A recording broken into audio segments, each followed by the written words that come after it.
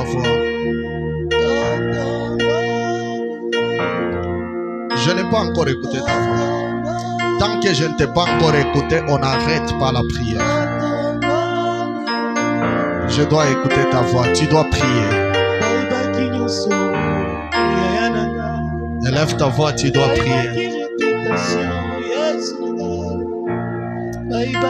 Au nom de Jésus. Amen. Que Dieu vous bénisse et reste debout. On va nous lire rapidement Matthieu 14, 6 à 12. Celui qui a les pieds n'a pas un problème des jambes qu'il se mette debout pour honorer le Seigneur. À moins que si tu es paralysé.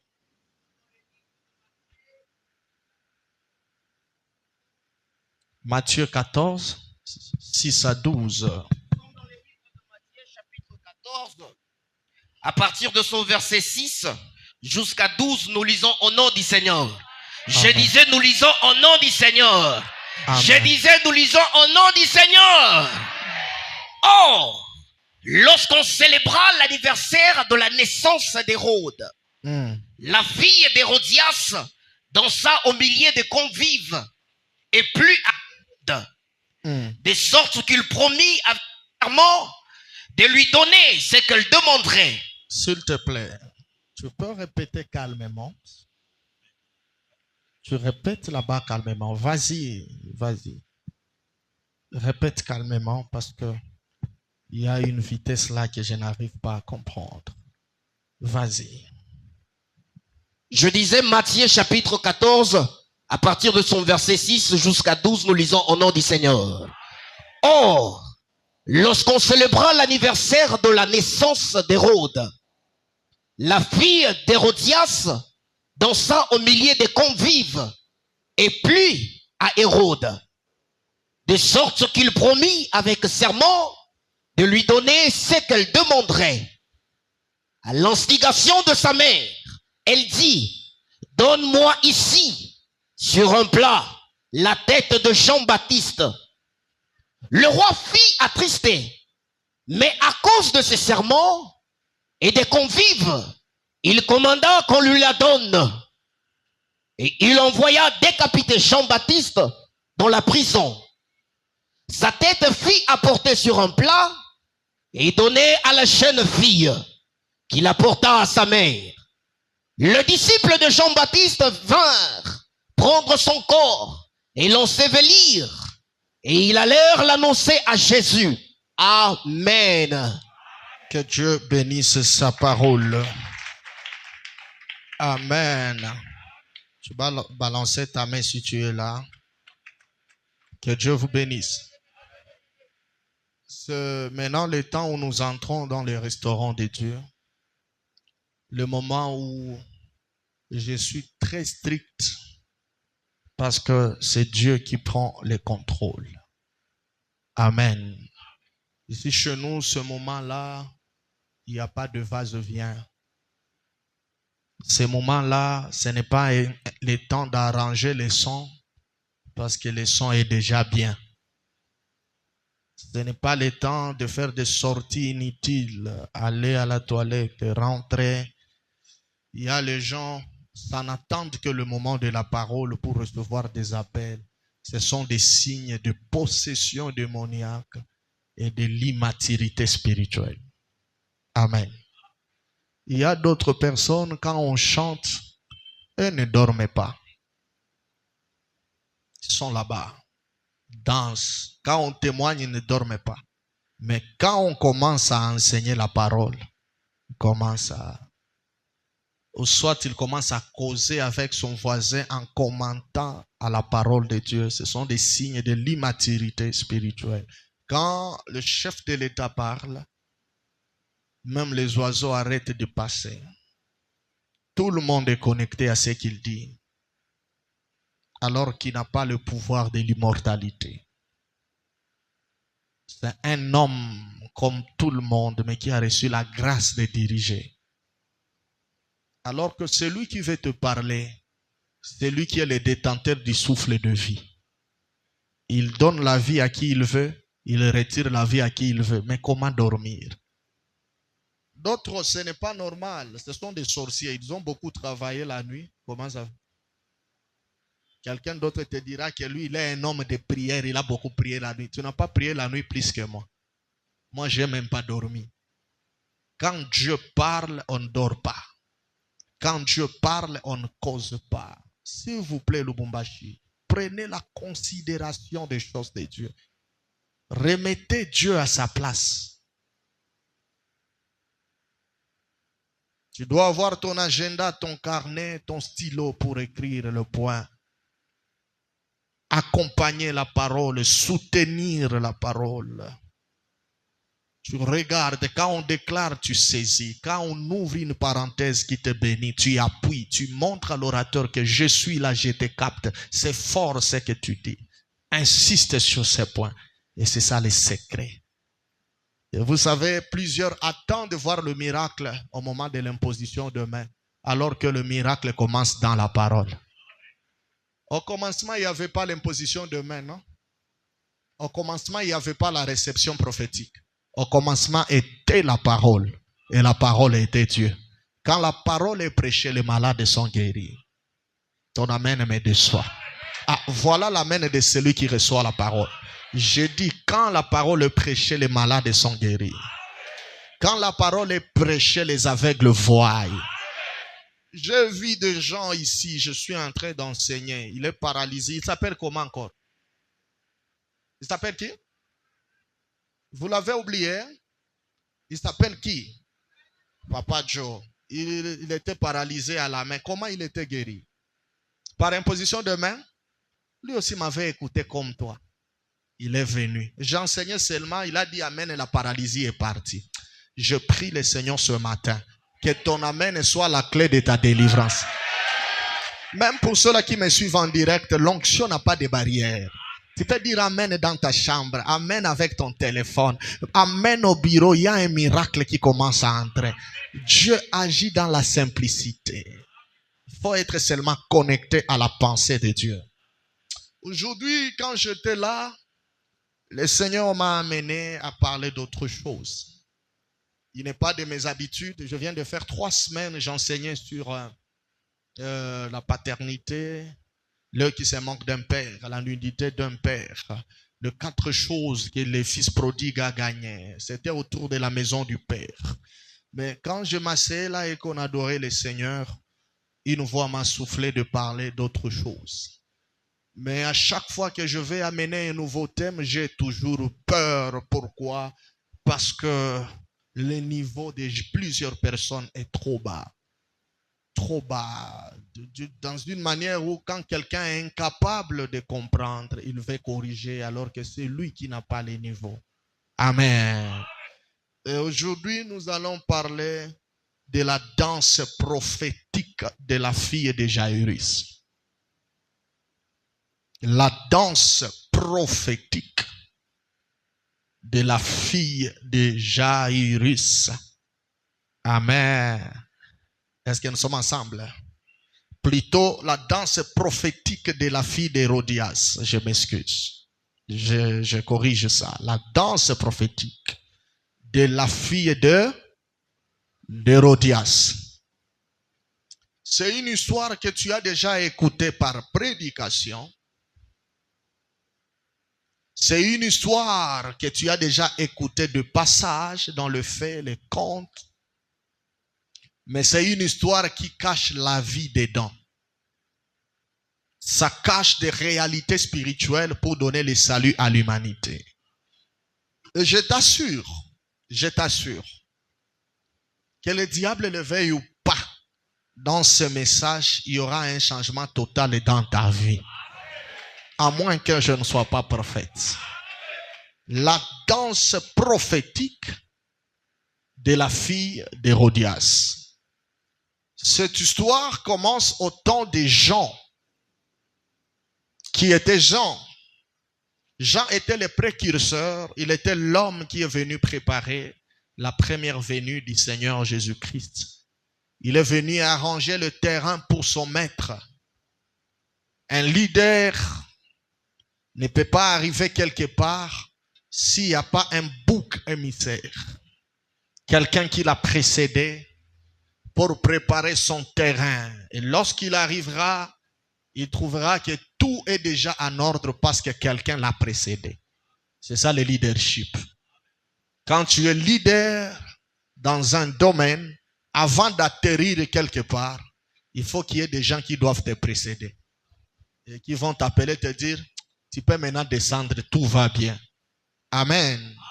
Ce n'est pas de l'orgueil, mais c'est le leadership. C'est bon, ça sécurise la grandeur. Amen.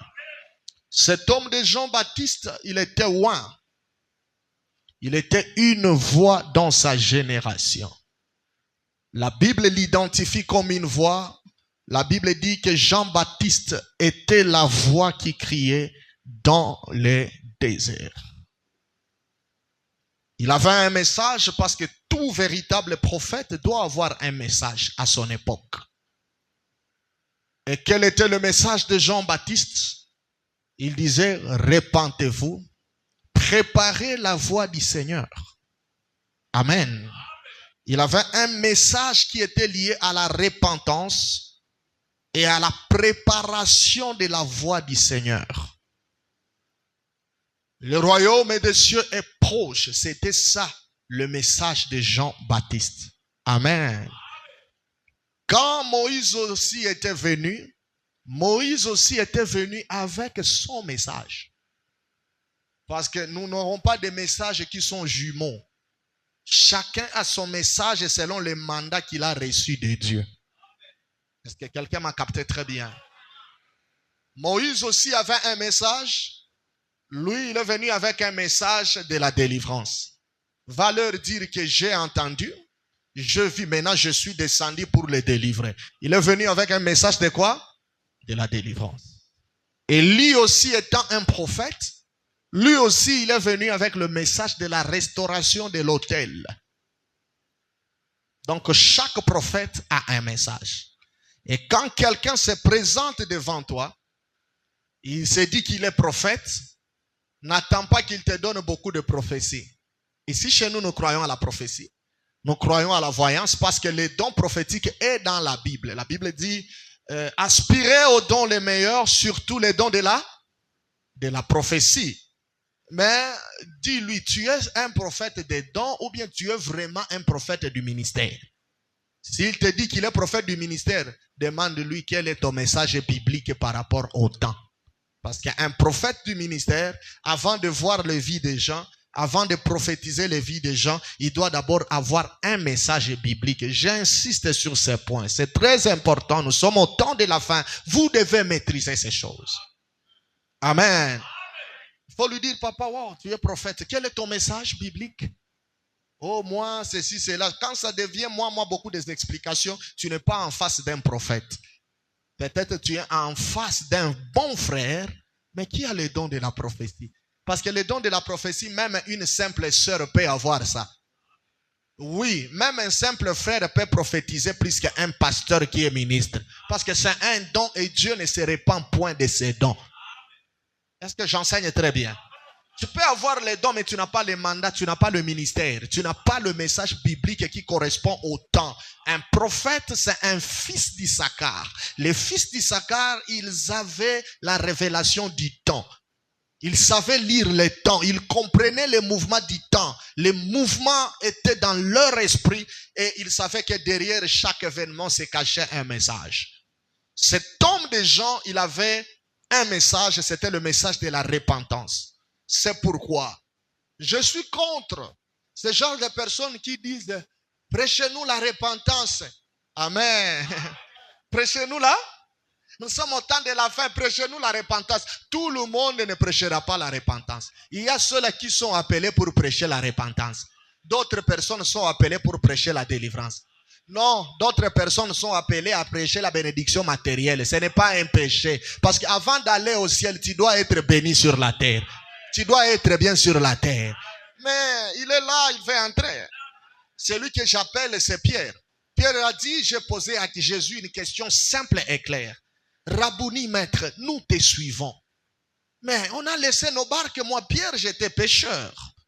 Mais tu dois me répondre, qu'est-ce que nous aurons Jésus le regarde, il dit non, sur la terre, tu auras les centuples. Donc quand quelqu'un vient avec l'évangile des centuples, il n'est pas charnel. C'est aussi biblique. Jésus a prêché les centuples. Jésus a prêché la bénédiction matérielle. Sur la terre, vous aurez quoi? Les centuples. Et au ciel, nous aurons le royaume des cieux. C'est pourquoi celui qui dit, ah, moi je veux seulement la repentance. Ok, repens-toi, ne sois pas béni sur la terre et puis toi tu monteras. Amen. Mais nous, avant de monter, on doit construire. Je dis, avant de monter, nous devons faire des entreprises. Ah, ton amen me déçoit. Je dis, avant de monter, nous devons laisser les héritages à nos enfants. Nous devons marquer notre époque et nous devons vivre dans l'aisance. C'est la promesse et c'est la parole de Dieu. Si tu crois à cela, que les centuples t'accompagnent, que la bénédiction matérielle t'accompagne, même ceux-là qui nous suivent en direct, tu tapes seulement, amène l'onction de la postérité. Reçois cela au nom de Jésus. C'est ça. Donc chaque messager doit avoir son message. Ne forcez pas tout le monde à prêcher la repentance. Ne forcez pas tout le monde à prêcher l'eschatologie. Le message de votre Père est dans Ésaïe 58. Si tu gardes ton pied du sabbat, c'est là où il y a tout. Amen. Je placerai ton nom au sommet d'une montagne. C'est la promesse. La renommée, c'est ma promesse. C'est pourquoi partout où je passe, le Seigneur place mon nom au sommet d'une montagne. Même sans Internet, les gens connaissent Dieu merci. Vous étiez plein ici, c'est sans vos TikTok et vos choses là, c'est le débordement. Pourquoi? C'est la promesse. Je dis dans Ésaïe, quand il m'a appelé, il m'a dit, si tu gardes ton pied du sabbat, toi là, tu relèveras les fondements des générations passées. Les tiens rebâtiront sur d'anciennes ruines. Mais toi, je placerai ton nom au sommet d'une montagne. Or, le sabbat, c'est quoi? Ce n'est pas le dimanche. Le sabbat, c'est le repos. L'évangile du repos, c'est l'évangile eschatologique. Parce que nous tous, nous attendons un seul repos. Le véritable repos n'est pas sur la terre. C'est de l'autre côté.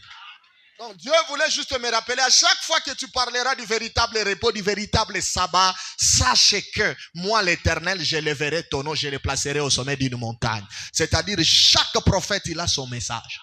Chaque prophète, il a son mandat. Chaque prophète, il doit avoir ce qu'il doit dire au peuple. C'est pourquoi Dieu dit à Moïse, va dire à Pharaon, amen, nous sommes ensemble, va faire quoi? Va faire quoi? Va faire quoi? Va dire à Pharaon, s'il ne croit pas, tu feras. Suivez-moi à la loupe, hein? Ça c'est tellement fort. Va faire quoi? S'il ne croit pas, tu feras. Dieu n'a pas dit à Moïse, va faire. Il a dit à Moïse, va dire. Tout véritable prophète, avant le faire, il doit avoir le dire. Quand un prophète n'a pas le dire, il n'y aura pas le faire. Si vous voyez quelqu'un, il arrive devant Pharaon, il commence à faire. Donc Dieu ne l'a pas mandaté. Parce que quand Dieu mandate un prophète, il met ses paroles dans sa bouche. Va dire à Pharaon. Quand est-ce que l'intervention du fer, l'intervention du surnaturel arrive? L'intervention du surnaturel arrive lorsqu'il y a l'incrédulité. S'il ne croit pas, tu feras. C'est pourquoi j'aimerais exhorter quelqu'un ce matin. Si toi tu ne crois jamais dans la parole que Dieu est quelque part, il faut que les gens tombent, il faut que les noms soient donnés, il faut que tu vois les gens s'agiter comme ça. C'est que tu fais partie de la catégorie des incrédules. Tu as un esprit de Pharaon. Celui qui a l'esprit de Dieu en lui, il croit seulement quand on dit. Quand on parle, lui il croit. Quand la parole est libérée, il croit. C'est pourquoi Jésus dira, oh ça c'est tellement fort, si vous ne croyez pas à mes paroles, croyez aussi à mes œuvres. Donc ça commence d'abord par la parole, puis les œuvres après. Si vous ne croyez pas, donc à chaque intervention de l'incrédulité, c'est alors que les œuvres peuvent intervenir. Amen. Nous guérissons le malade, c'est pour les incrédules. Nous prophétisons les noms, les adresses, c'est pour les incrédules et les bébés spirituels. Quand il y a ça, il agite la tête, il dit, aujourd'hui Dieu était descendu. D'ailleurs, qui t'a dit que notre Dieu descend? C'est le Dieu des autres qui descend. Ici, chez nous, notre Dieu ne descend pas. Oh. Ici, Dieu ne descend pas ici. Il est avec nous, il ne va pas descendre. Il était descendu une seule fois, c'était le jour de la Pentecôte. Christ dit, je m'en vais vers mon Père, mais je ne vous laisserai jamais orphelin. Je vous enverrai mon esprit. Il restera avec vous jusqu'à ce que je reviendrai. Tant que Christ n'est pas encore venu, nous avons le Saint-Esprit. Donc, il ne peut pas descendre, il est au milieu de nous. J'aimerais dire à quelqu'un que le Saint-Esprit est avec toi. Oh my God. Je dis que tu n'es pas seul dans ce combat, le Seigneur est avec toi. Tu n'es pas seul au lit de l'hôpital, le Seigneur est avec toi. Tu n'es pas seul dans cette souffrance, le Seigneur est avec toi. Tu n'es pas seul dans cette humiliation, dans cette pauvreté, le Seigneur est avec toi. Il est là, c'est la promesse. Est-ce que j'enseigne très bien? Est-ce que je parle à quelqu'un? Jean avait un message. C'était de préparer. Oh, aujourd'hui je veux parler. Non, aujourd'hui je veux parler. Le message de Jean, c'était de préparer l'arrivée du grand prêtre. Amen. Parce que le grand prêtre ne peut pas descendre s'il n'y a pas quelqu'un pour préparer le terrain. Et celui qui est venu préparer le terrain, c'est Jean-Baptiste. Il criait dans le désert sans microphone. Il criait dans le désert. Cet homme avait un yoffé terrible. Il avait une onction d'attraction de haute dimension. Lui, il parlait, la voix quittait le désert et ça atteignait les gens dans la ville. Et il y avait une puissance qui les attirait à aller le chercher dans le désert. Si tu as l'onction authentique, même si tu es en brousse comme Oyadepo, les gens vont te suivre. Qui t'a dit que pour avoir la foule, il faut mettre l'église au rond-point? Je connais des églises au rond-point, au boulevard, mais vides. Mais quelqu'un d'autre va très loin. Comme il a le yoffé de Dieu, il a l'onction de Dieu, il a la gloire de Dieu, il commence à captiver les ondes spirituelles. Et les gens les cherchent même au fin fond. Jean était dans la brousse. Il était dans le désert, il criait. Et l'évangile des Jean n'était pas vraiment facile. Ce n'était pas le massage, c'était le message. Lui ne massait pas les gens. Le message qu'il donnait, c'était fort. C'était très difficile. C'était comme le rouleau que Ézéchiel avait avalé. Parce que si vous lisez le livre d'Ézéchiel, lorsque Ézéchiel, l'ange, le faisait manger les rouleaux, la Bible déclare que les rouleaux étaient très bons dans la bouche d'Ézéchiel comme le miel. Mais quand ça entrait dans les entrailles, les rouleaux se transformaient en amertume, ça devenait amer. Et c'est par là que j'ai compris que quand nous consommons les roulons qui est l'image de la parole de Dieu, c'est bon comme le miel. Mais s'il faut pratiquer, ça devient amer. L'évangile des gens était amer. Il ne cajolait pas les gens, mais les gens venaient quand même. Chers bien-aimés serviteurs de Dieu, ne change pas ton message pour chercher la foule. Oh, ça c'est ce que les gens aiment. Ça c'est peut-être... Non, la foule est liée à l'appel. Quand Dieu te donne ton appel, il sait ceux-là qui seront attachés à ton appel. Reste dans ton message. Reste fidèle dans ton message. Ceux-là qui sont appelés à s'attacher à ton appel, ils viendront au temps de Dieu et ils viendront certainement. Jean avait un bon message. C'était le message de la repentance. C'est son message. Amen. Il prêchait ça, c'est son message à lui. Préparez la voie du Seigneur. Repentez-vous. Il est proche. Il arrive. Bientôt il arrive. Je peux dire à quelqu'un quelque chose? Tout celui qui mourait au temps de la loi, ça c'est tellement fort. Il s'est retrouvé dans le séjour de mort. Est-ce que vous savez ça? Et je vais aller plus loin. Même le père de la foi, Abraham, quand il était mort, il s'est retrouvé dans le séjour des morts. Isaac, parce que pour moi, Isaac est celui le plus grand patriarche, selon moi. Parce que quand on regarde dans la lignée d'Isaac, il était exceptionnel. Premièrement, Isaac, selon moi, il est le plus grand patriarche. Pourquoi? Parce que là où Abraham n'a pas reçu la vision depuis, il est mort sans concrétiser sa vision. Son fils Isaac était capable de concrétiser là où son père n'a pas fait. Pour moi, j'appelle Isaac qu'il est le plus grand patriarche parce que la faiblesse de son père n'était pas sa faiblesse. De même, la faiblesse de sa famille n'était pas la faiblesse d'Isaac. Quand on regarde Abraham, il était polygame. Quand on regarde Jacob, il était polygame. Le seul patriarche qui était monogame, c'était Isaac. C'est pourquoi Isaac a été identifié comme le portrait exact du Seigneur Jésus-Christ. Il était l'image exacte du Seigneur Jésus-Christ. Pourquoi j'ajoute quelque chose, ça va beaucoup te bénir. Isaac était l'homme du milieu. Mais la Bible déclare, il est le Dieu d'Abraham, d'Isaac et de Jacob. Abraham, Isaac au milieu et Jacob. Tu n'as pas compris qu'il est l'homme du milieu. Tu n'as pas compris.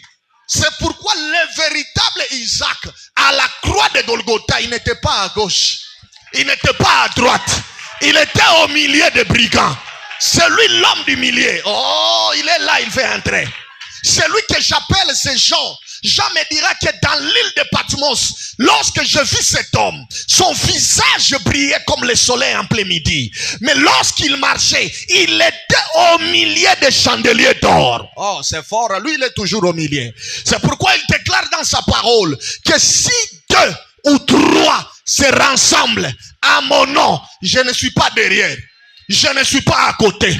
Je ne suis pas à gauche. Je suis au milieu. Je me donne un amen, je les appelle. Ceux-là que j'appelle, ce sont les trois Hébreux. Lorsqu'ils sont entrés dans le feu, l'homme est là, il s'était présenté comme la quatrième personne au milieu de la fournaise ardente. J'aimerais dire à quelqu'un, malgré les problèmes que tu as, la souffrance que tu as, les combats que tu as, tu n'es pas seul. Il y a l'homme du milieu. Il est au milieu de ton problème. Il est au milieu de ta maladie, au milieu de ta santé. Il est au milieu. C'est lui le véritable Isaac, Jésus-Christ de Nazareth. Est-ce que je parle bien à quelqu'un? Cet homme d'Isaac, lui aussi, bien qu'il était le portrait caché de notre Seigneur Jésus-Christ, il s'est retrouvé aussi le jour de sa mort dans le séjour des morts. Ça fait pitié, hein? Jacob, le patriarche, l'homme qui a croisé l'ange, il a fait la guerre, la bataille avec le Seigneur. Mais le jour de sa mort, quand il est parti de l'autre côté, lui aussi il s'est retrouvé dans le séjour des morts. Tous les grands esprits de l'ancienne alliance, à part Élie et Enoch, peut-être Moïse, il s'est retrouvé de l'autre côté dans le séjour des morts. Et moi je m'imagine que même les Ésaïe aussi qui ont annoncé l'avènement du Fils de l'homme. Un enfant nous est né, un fils nous est donné, la domination reposera sur son épaule. Il a donné toutes ces prophéties, mais quand il était mort, il s'est retrouvé dans le séjour des morts. Vous savez pourquoi? Parce que c'est Satan qui détenait la clé du séjour des morts. Je vais te donner une parenthèse si tu vas aimer. Et à chaque fois qu'un saint mourait sur la terre, il y avait des esprits. Les diables venaient les récupérer pour l'amener dans le séjour des morts. C'est pourquoi au temps de Moïse, quand Moïse était mort, le diable était venu rapidement pour récupérer, comme il a l'habitude de récupérer les autres. Mais ce jour-là, Moïse était une exception. La Bible dit que l'Éternel lui-même, oh my God, cacha le corps de son prophète, l'Éternel lui-même. Et quand Satan voulait le récupérer, l'ange a crié, Satan, arrête, que l'Éternel te réprime. On a faufilé le corps, on l'a caché. J'aimerais dire à quelqu'un, malgré la loi, il y a toujours la distinction. Est-ce que je prophétise? Malgré la loi qui est établie dans ta famille, toi tu es de la race de Moïse. Il y a de ce genre de personnes, bien qu'il y ait une loi établie, que tout celui qui meurt se retrouve là-bas, il faudra que l'Éternel descende de lui-même afin de décoder le mouvement de la loi qui était établi et d'enterrer son prophète. Tu seras l'exception cette année. Tu seras l'exception ce mois.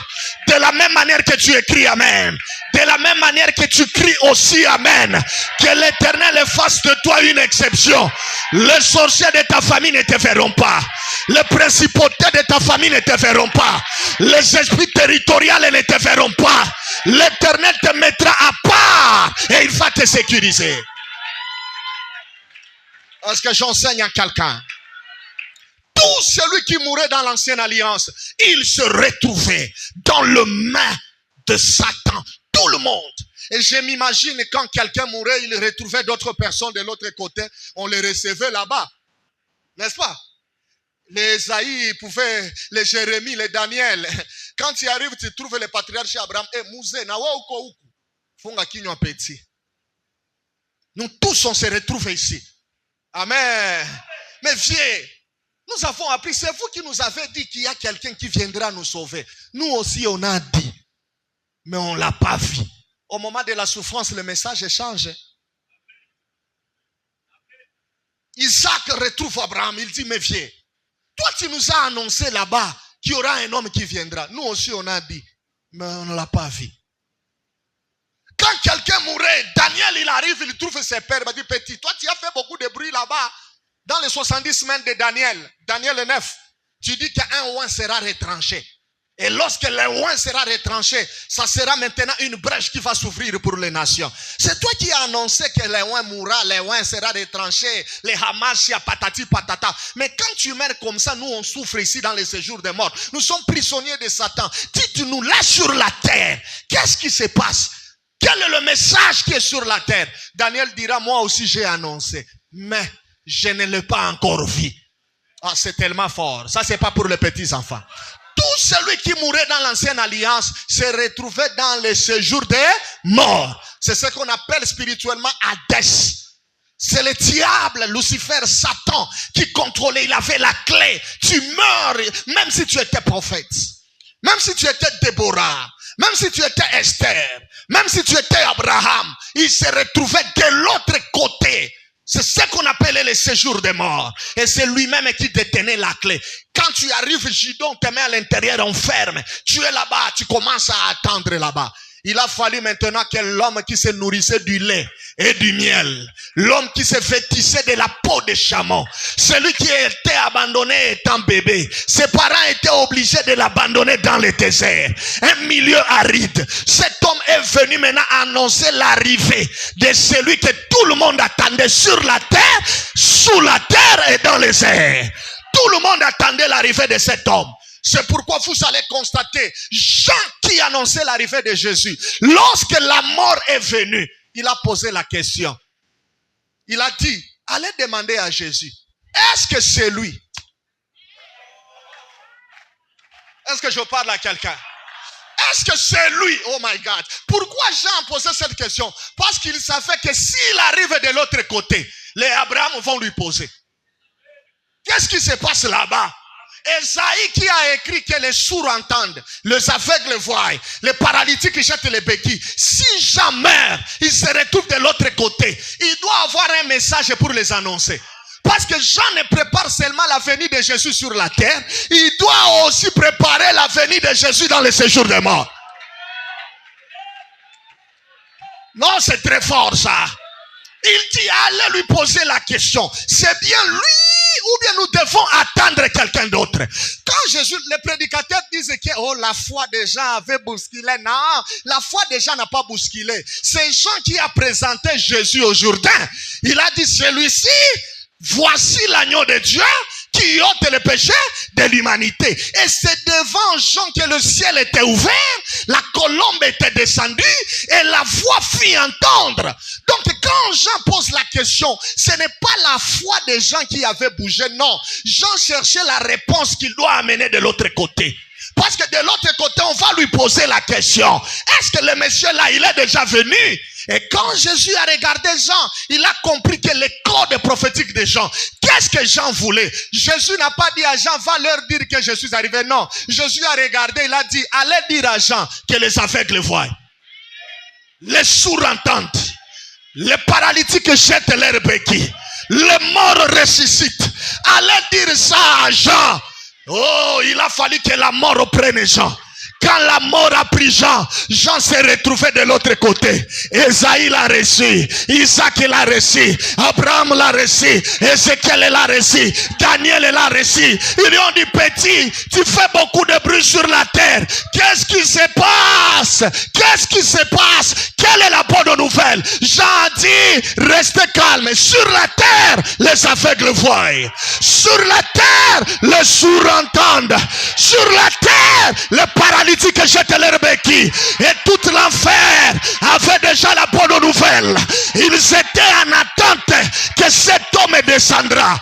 C'est pourquoi quand Christ est mort, il devait aller dans le séjour des morts pour aller récupérer la clé que Satan avait. Il a ouvert la porte.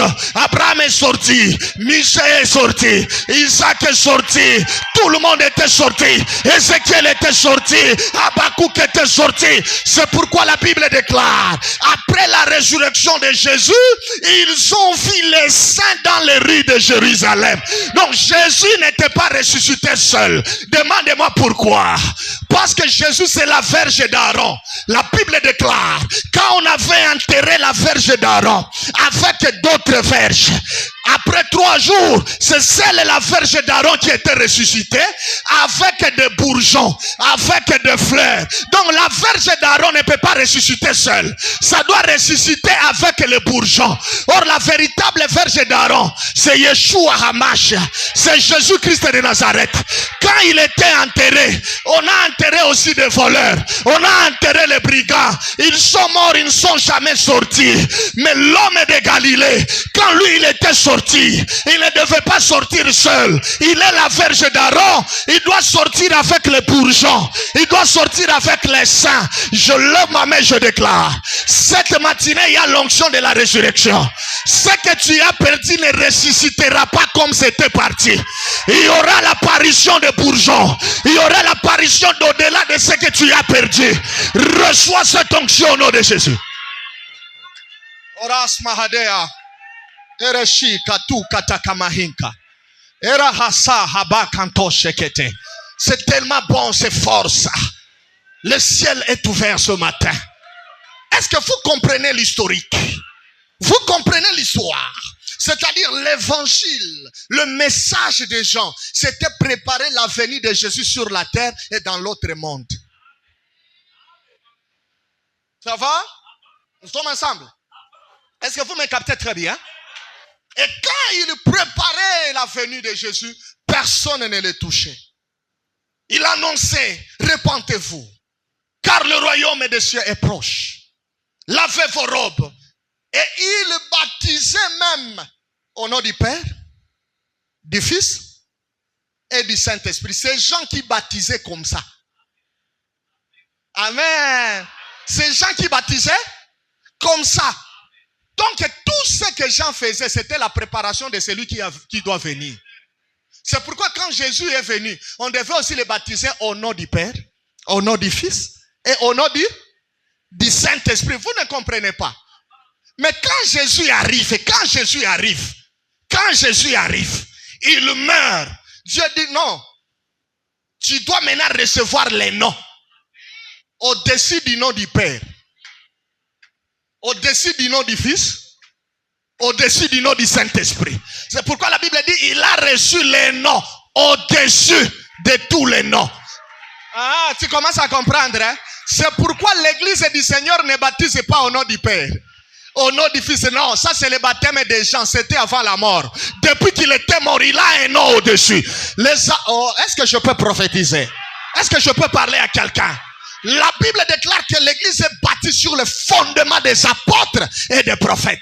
Si les apôtres baptisaient au nom du Seigneur Jésus-Christ, nous aussi, on va baptiser au nom du Seigneur Jésus-Christ parce que c'est ça le fondement de l'église. Je ne peux pas baptiser comme les gens baptisaient parce que les baptêmes des gens étaient préparatoires. Ça préparait les choses qui devaient venir. Est-ce que quelqu'un m'a capté très bien? Et vous allez constater, soyez baptisés au nom du Père, du Fils et du Saint-Esprit. Les O là n'a pas X.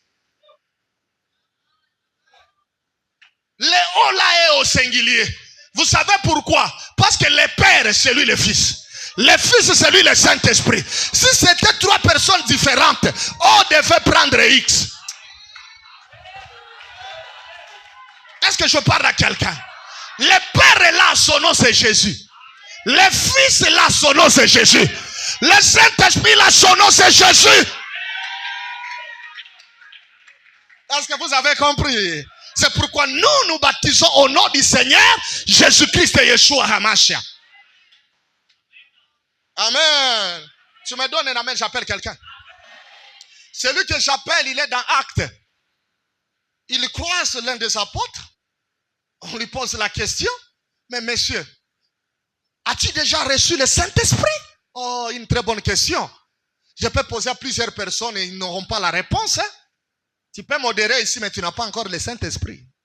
Tu peux bien chanter, mais tu n'as pas encore le Saint-Esprit. As-tu déjà reçu? Oh, c'est fort, hein? Les gens ne prêchent plus encore cet évangile-là. C'est une bonne question. Les gens viennent seulement pour les miracles. Yamba, toyambi, reçois, je reçois. Tu vas recevoir jusqu'à quand? Il y a des questions sensibles de la foi chrétienne. As-tu, même toi qui me suis en direct, as-tu déjà reçu le Saint-Esprit? Le monsieur dit, il a été franc. Beaucoup de gens ne sont pas francs avec eux-mêmes. Il a dit, je n'ai jamais même entendu parler. Oh my God. Je n'ai jamais même entendu les choses là du Saint-Esprit. Je n'ai pas encore entendu ça. Je n'ai jamais entendu ça. Ah! L'apôtre a compris que celui-là, il a un problème de baptême. Parce que pour recevoir le Saint-Esprit, tout commence au baptême. Il lui pose la question, de quel baptême avais-tu reçu? Papa m'a dit que l'homme répond, j'ai reçu le baptême de Jean. L'apôtre rit. Il dit, non, Jean baptisait de l'eau. Mais celui que nous t'annonçons, lui, il baptise de l'esprit. Il baptise du feu. Donc le baptême des gens était un baptême préparatoire. C'est alors maintenant, l'apôtre va dire que cette fois-ci, viens, fais-toi baptiser au nom du Seigneur Jésus-Christ, le deuxième baptême. Et tu recevras le don gratuit du Saint-Esprit. Avec le baptême des gens, tu n'as pas le don gratuit du Saint-Esprit. Tu as les sensations, les émotions et les illusions. Ça, c'est la doctrine. C'est lui qui veut croire et qui le croit. Mais c'est ça la doctrine des apôtres. Amen. Est-ce que je parle à quelqu'un? Mais je vois l'église est froide. Hein? Chacun commence à douter avec son baptême. Est-ce que quelqu'un peut être baptisé 2 fois? Oui, quelqu'un a été baptisé 2 fois dans la Bible. Quand le baptême est faux, il faut passer par un deuxième baptême. Et quand le baptême est faux, ce n'est pas un baptême, c'est un lavage sans savon. On t'a fait seulement laver et puis on t'a donné un titre dans ton église. Tu as des sensations, tu cries, ris des comptes, ris des comptes. Qu'est-ce qui nous prouve que le ris des comptes là, c'est Dieu? Même les esprits de Python parlent la langue. Qu'est-ce qui nous convainc que ta langue là vient du ciel? Ah, les gens vont me détester cette année.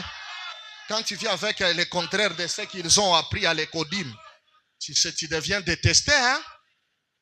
Nous aussi, on détestait les professeurs de la mathématique parce qu'au primaire, 1 plus 1, c'était facile.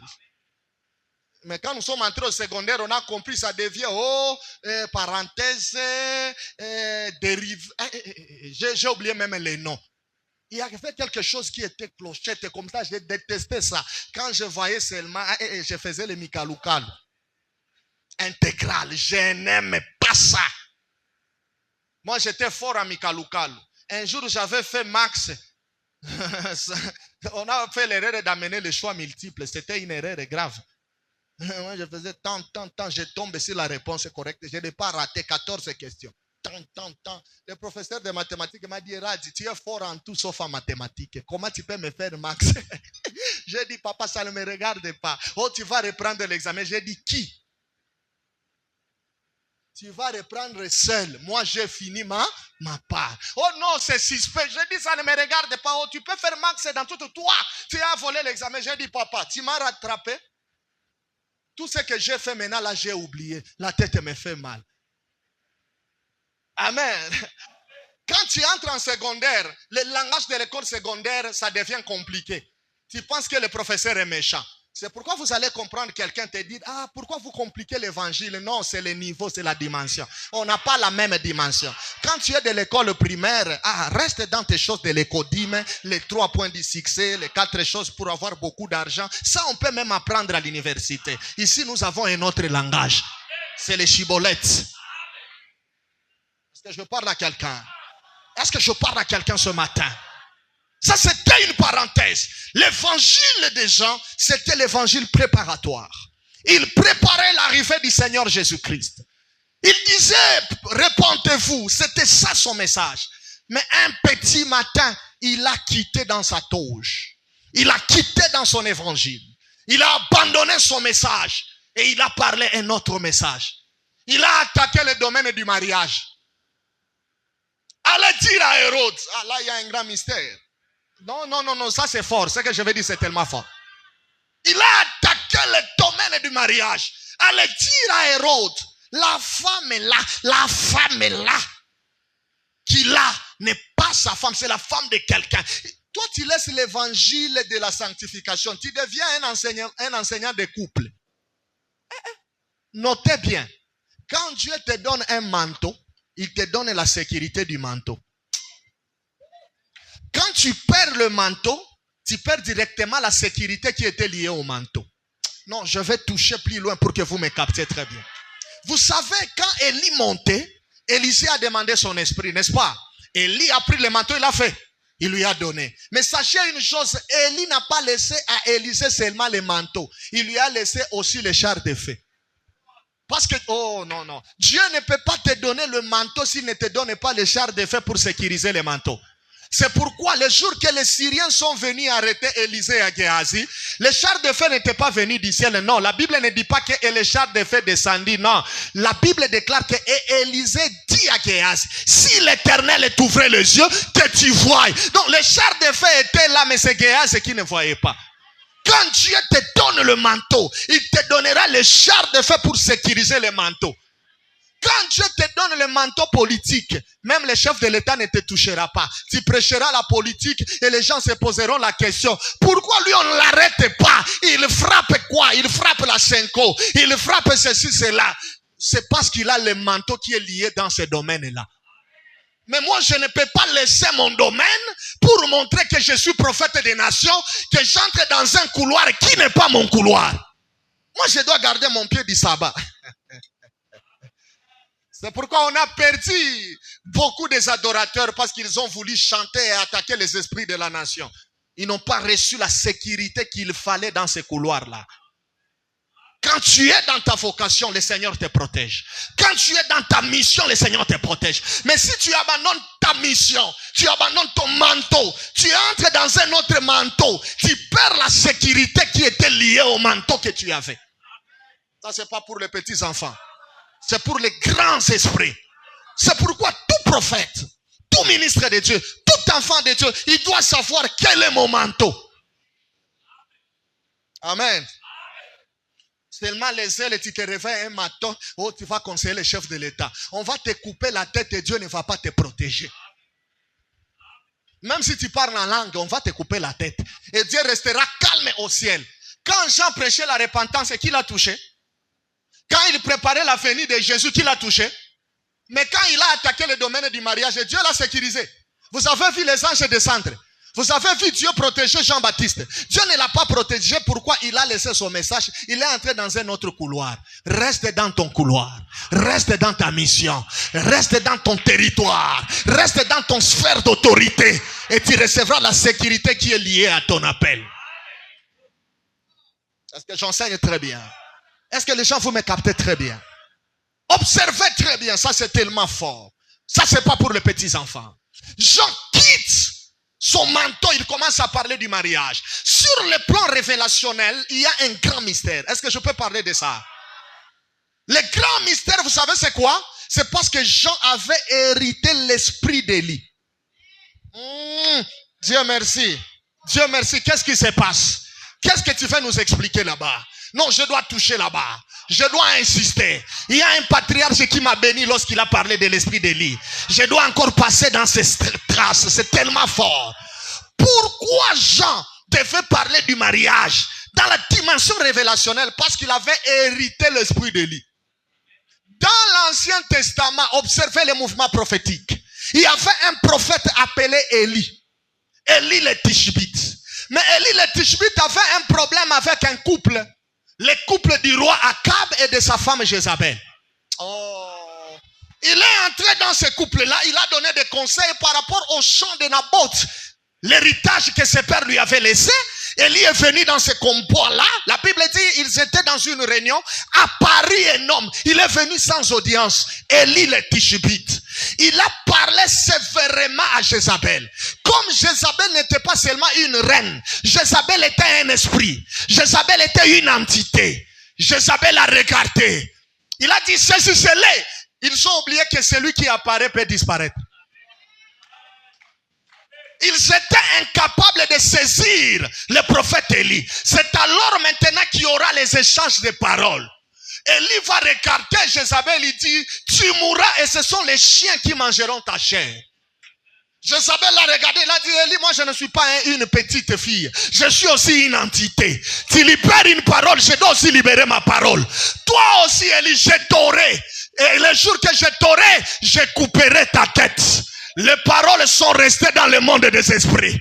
Après un temps, Jézabel était morte et les chairs de Jézabel, la chair a été mangée par les chiens comme le prophète Élie l'avait annoncé. Il faut aussi que la prophétie de Jézabel s'accomplisse. Le corps de Jézabel, oh my God, le corps de Jézabel était enterré, mais son esprit existait toujours. L'esprit d'Élie aussi existait toujours. Un jour, Élie marchait avec Élisée. Il est arrivé dans le désert, près du Jourdain. Près du Jourdain, la Bible déclare, après avoir traversé le Jourdain, les chars de feu sont descendus. Élie était monté au ciel. Mais il a pris le manteau, il a pris son esprit, il a laissé ça dans le désert. Il a laissé ça à côté du Jourdain. C'est pourquoi le Seigneur dira dans le Nouveau Testament à Zacharie, prenez l'enfant, allez le jeter dans le désert. C'était le lieu de son impactation, là où il croisera l'esprit d'Élie. C'est pourquoi tout ce que Jean faisait, il le faisait autour du Jourdain, parce que c'était son territoire d'opération. Est-ce que je peux parler à quelqu'un? Il a hérité le manteau d'Élie. Il a reçu le manteau d'Élie. Et l'esprit de Jézabel le poursuivait. C'est pourquoi le même esprit d'Élie qui le poussait à entrer dans les histoires du couple, c'est le même esprit qui devait attaquer Hérode, oubliant que l'esprit de Jézabel était entré dans Hérodias. Et la prophétie devait s'accomplir, parce que Jézabel elle avait promis, je t'aurai et je couperai ta tête. Et ce jour-là, quand il est entré dans ce domaine-là, il a fallu que sa tête soit coupée. J'aimerais déclarer comme l'oracle de l'Éternel, s'il y a une Jézabel, il y a une sorcière, il y a un démoniaque, une mauvaise personne qui avait annoncé les mauvaises paroles sur toi, cela n'aura pas lieu. Cela ne s'accomplira pas. Je bannis cela au nom de Jésus. Même si c'est ta tante, ça ne s'accomplira pas. Même si c'est ton oncle, ça ne s'accomplira pas. Même si c'est ton frère, ça ne s'accomplira pas. Même si c'est ta femme, il y a des femmes qui m'ont dit c'est leur mari. Je bannis cette prophétie au nom de Jésus. Je me lève comme le patriarche Jacob. Come on, le ciel est ouvert. Peut-être Rachel est à maudit. Elle a déclaré que tu es Benoni, le fils de la douleur. Je viens comme le patriarche Jacob. Je change cette prophétie. Je t'appelle Benjamin, le fils de la droite, le fils de ma droite, le Benjamin de sa famille. Je lève ma main, je déclare, comme l'oracle de l'Éternel, tes enfants ne subiront pas les conséquences de la malédiction. Ta manière de dire amen est en train de bloquer l'atmosphère. Je réclame sur tes enfants aucune parole maléfique provenue de tes parents, provenue de tes frères et sœurs. Par jalousie, ils ont déclaré que ces enfants seront des idiots comme elle. Je parle comme l'oracle de l'Éternel. Cette prophétie n'aura pas lieu. Cette prophétie ne s'accomplira pas. Cette prophétie ne s'accomplira pas. Je maudis cette prophétie. Je bannis cette prophétie. J'enlève cette prophétie. Je ôte cette prophétie. Je viens comme Élisée. Je me présente dans la ville de Jéricho. Jéricho, Jéricho. Il y a un Josué qui t'avait maudit. Les eaux sont devenues amères. Quand Élisée arrive, il prend les plats neufs. Il commence les cérémonies. Je viens comme Élisée dans ta vie. Je viens enlever l'amertume. J'enlève la malédiction. J'enlève la sécheresse. J'enlève la pauvreté. J'enlève les échecs.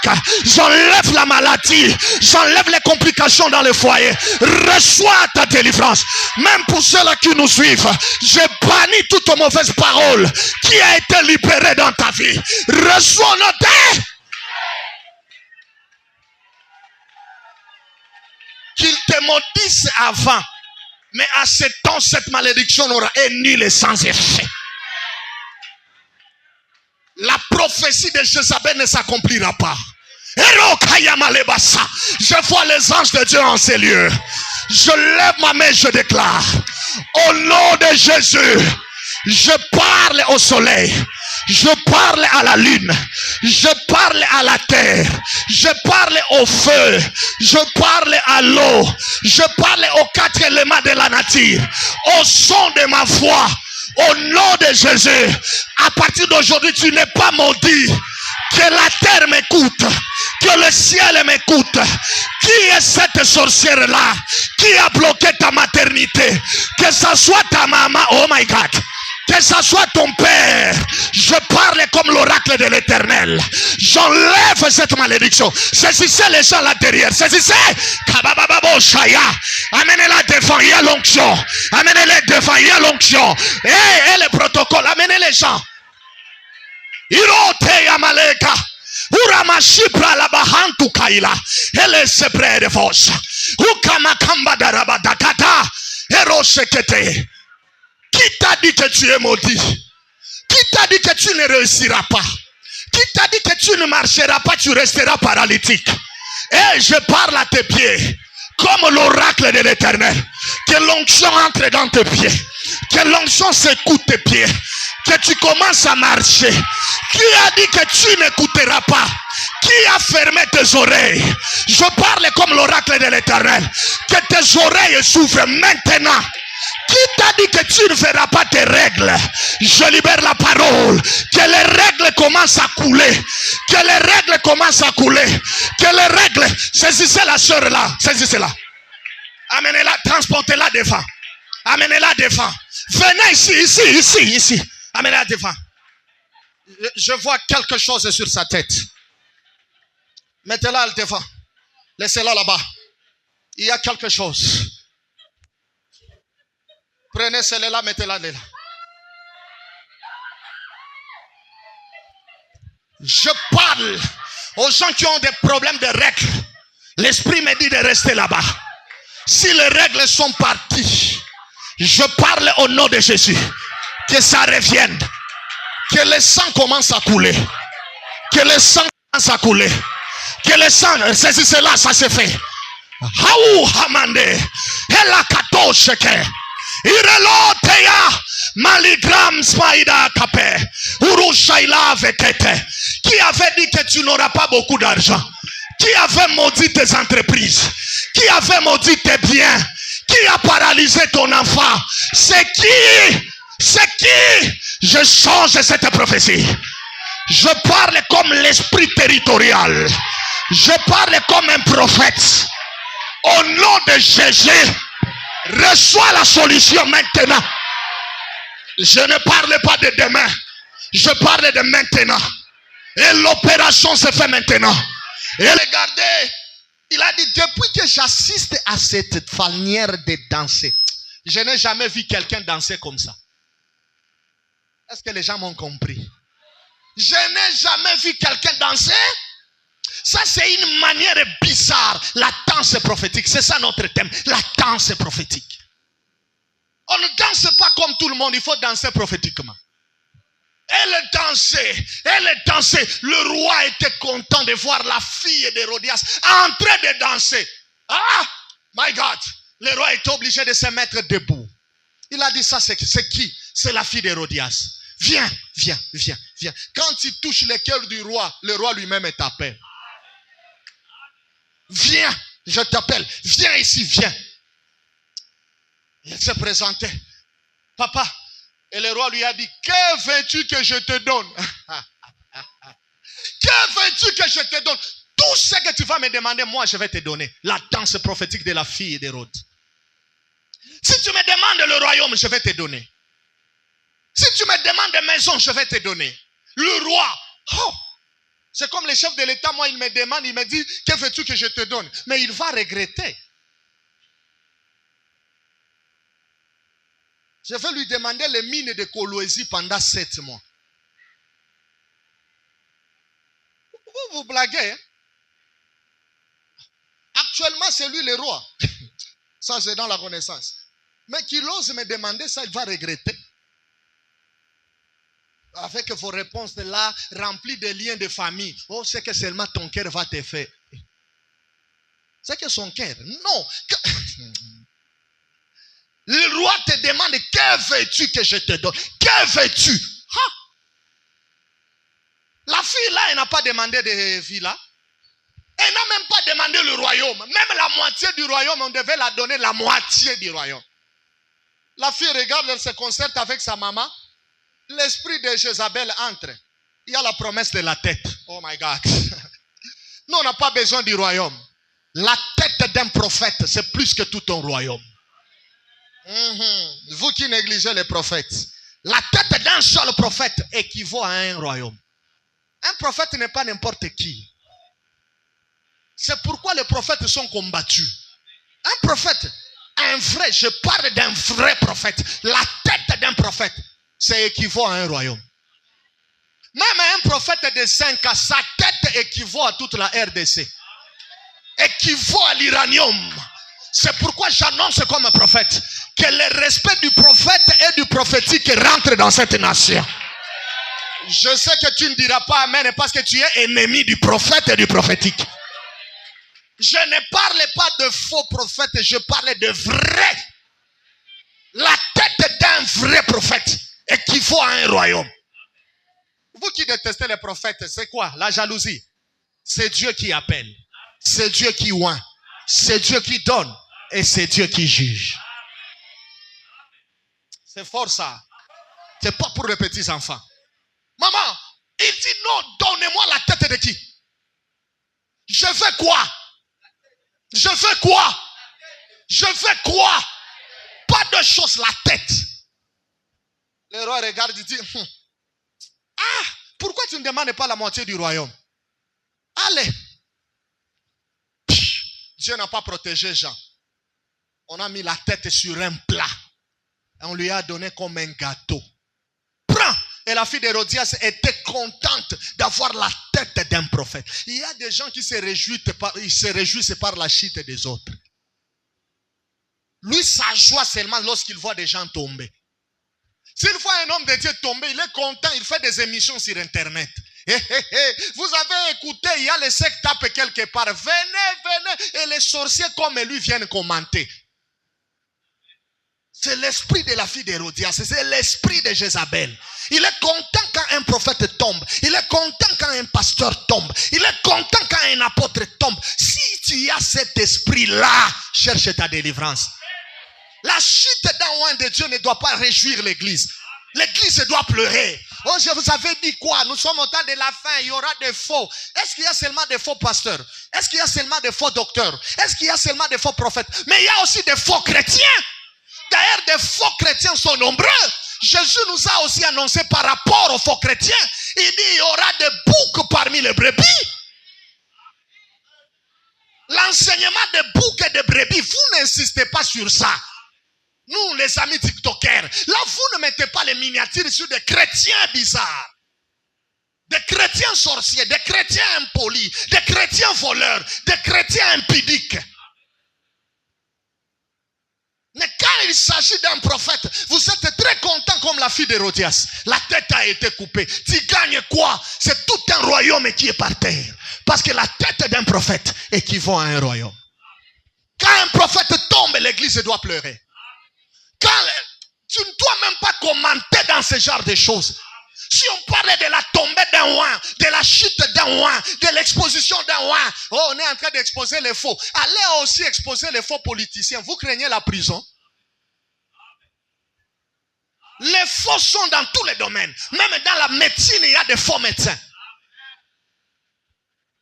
L'église est calme, hein? Ça, c'est l'esprit d'ici chez nous, cet esprit. J'observe sur Internet, et quand on parle de nom de Dieu, les gens sont contents. J'avais dit, tu avais dit quoi? C'est l'esprit d'Hérodias. Quand la tête des gens est coupée, tu es content. Où est la joie quand l'un de nous est par terre? Et il y a même des hommes de Dieu qui font des émissions pour paraître plus saints que les autres. Ils veulent paraître plus propres que les autres. Ils pensent que quand l'un tombe, il va gagner les âmes. Papa, ceux qui ne sont pas de toi ne viendront pas. Papa, dans chaque appel, il y a des gens qui sont attachés au rein des appels. Est-ce que je peux ouvrir une parenthèse? Même si Abraham tombe avec Agar, Lévi sortira des reins d'Abraham. Cela n'arrêtera pas le plan de Dieu. Il sera puni à sa manière, mais Lévi finira toujours par sortir. Qui est-il pour arrêter le plan de Dieu? Qui parmi vous n'a jamais commis le péché? Je n'encourage pas le péché, mais je frappe cet esprit de se réjouir quand un oin tombe. Vous êtes content. Ah, vous voyez cet homme, il était fort. Il est fini. Tu gagnes quoi? Et quand il était fort, qu'est-ce que toi tu avais fait pour soutenir sa force? Ah, Ouyouba, c'est papa, il était terrible. Il est fini. Ah, les mondes et les autres. Bon, quand il était, toi tu as fait quoi pour contribuer afin qu'il reste?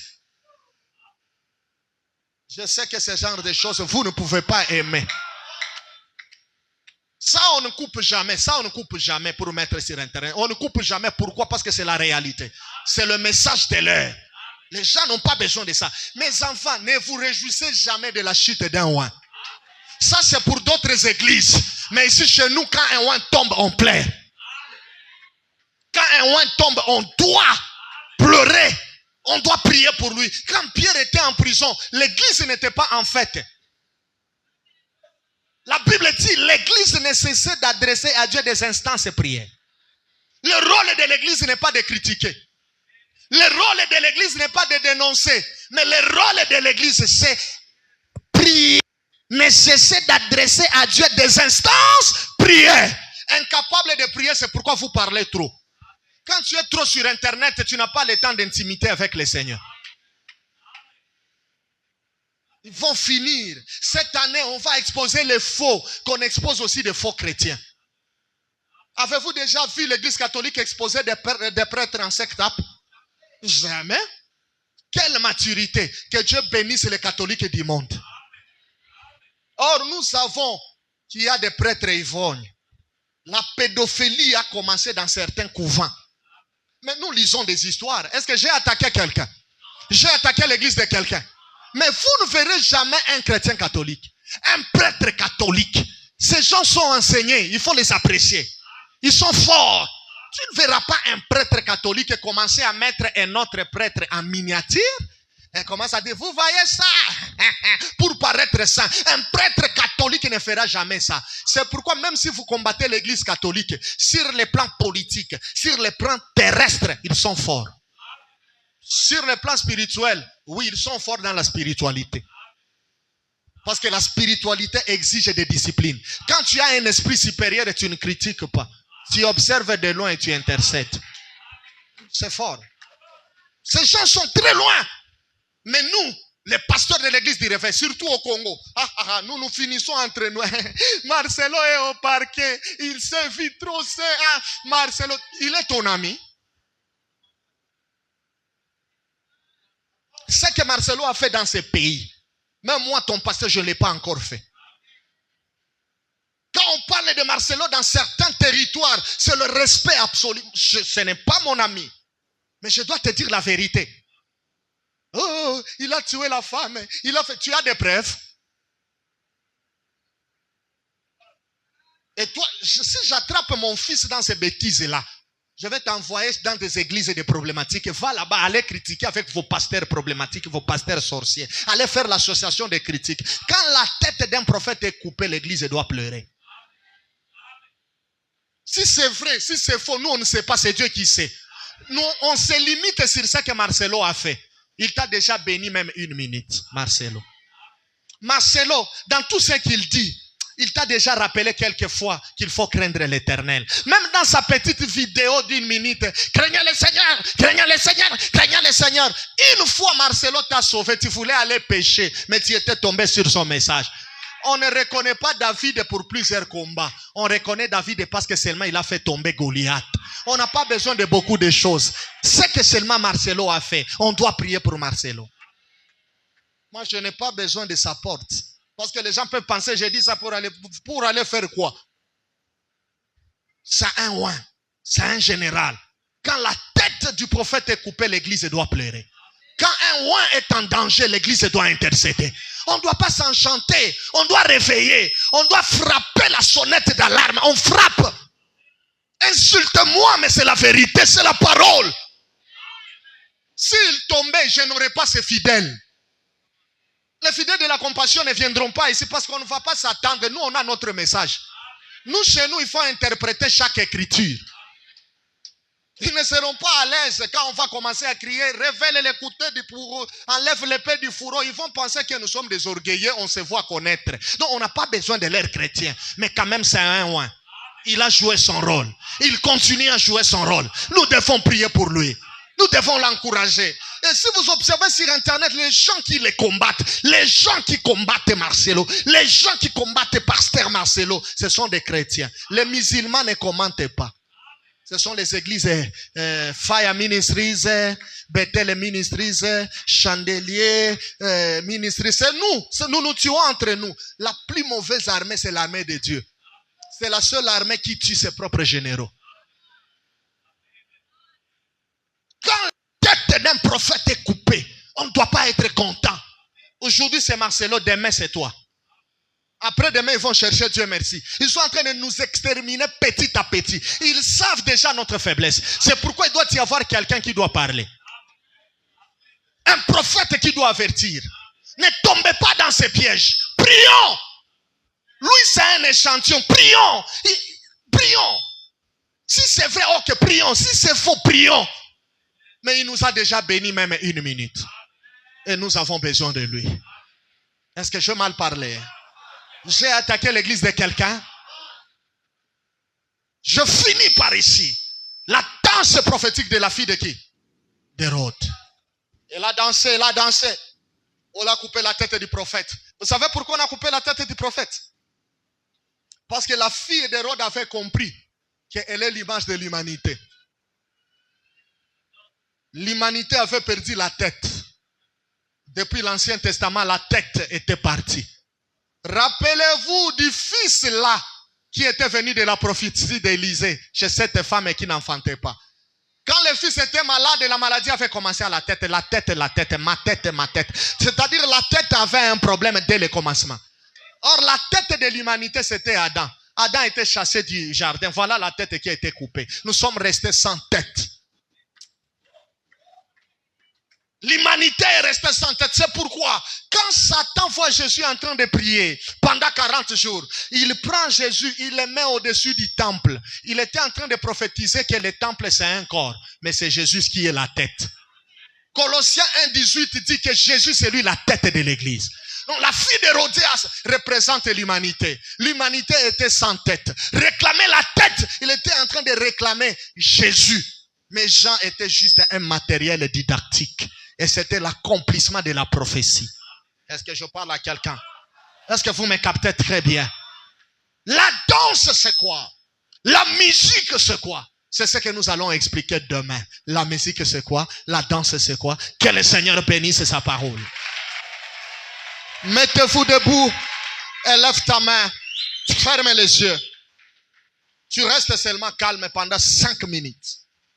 Fais comme ça. Ferme les yeux. Ne me regarde pas.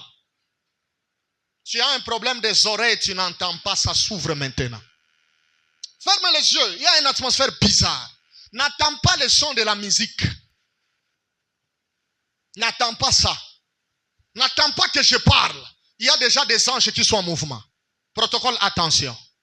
Merci Saint-Esprit. Merci Saint-Esprit. Le Seigneur est en train d'opérer des reins. Il est en train de déboucher. Il est en train d'ouvrir les oreilles.